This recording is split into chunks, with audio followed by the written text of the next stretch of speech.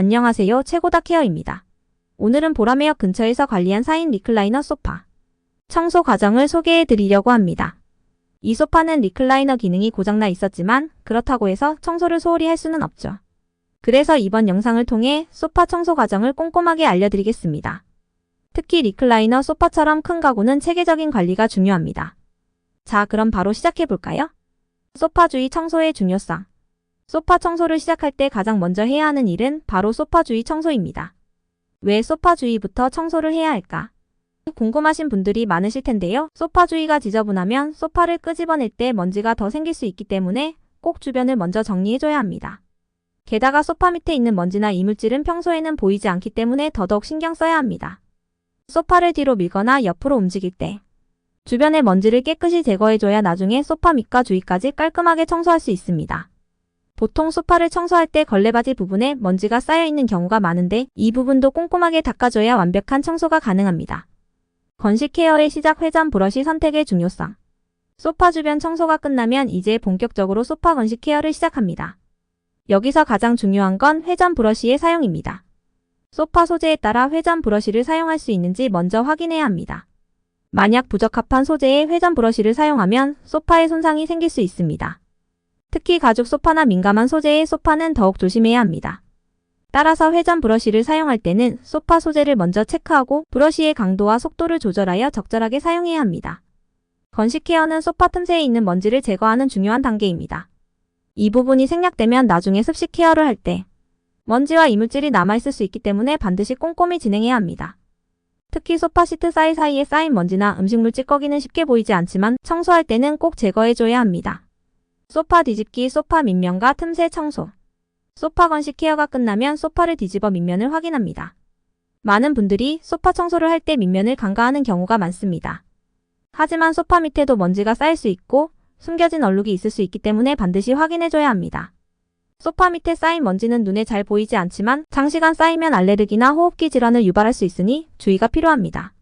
소파를 뒤집어 밑면을 청소할 때는 건식 케어와 마찬가지로 회전 브러쉬나 진공 청소기를 사용하여 먼지를 제거해줍니다.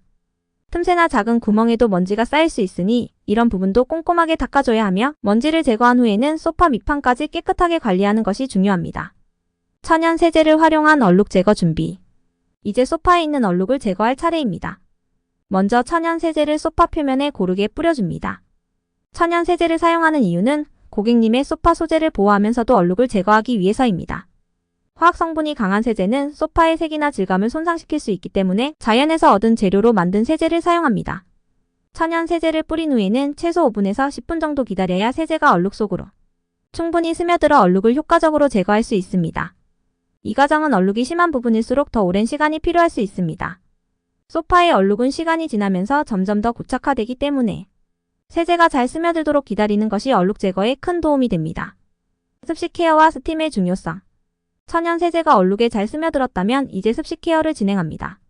습식 케어는 소파의 깊숙한 곳까지 깨끗이 청소할 수 있는 중요한 과정입니다. 이때 스팀의 역할이 굉장히 중요한데 스팀을 사용할 때는 소파의 소재와 상태에 따라 적절한 방법을 선택해야 합니다. 스팀을 사용할 때는 두 가지 방법이 있습니다. 하나는 스팀을 문질러서 사용하는 방법이고 다른 하나는 스팀을 쏘는 방식으로 사용하는 방법입니다. 소파 소재에 따라 문질러도 되는지 쏘는 방식으로 가는 것이 더 나은지 판단해야 합니다. 예를 들어 민감한 소재의 소파는 스팀을 쏘는 방식으로 사용해야 소파에 손상이 가지 않습니다. 스팀 케어는 얼룩을 제거할 뿐만 아니라 소파 내부의 세균과 바이러스를 없애는 데도 효과적입니다. 마지막 마무리 소파 결합 및 피톤치드와 UV 살균. 습식 케어가 끝나면 소파를 다시 원래대로 결합합니다.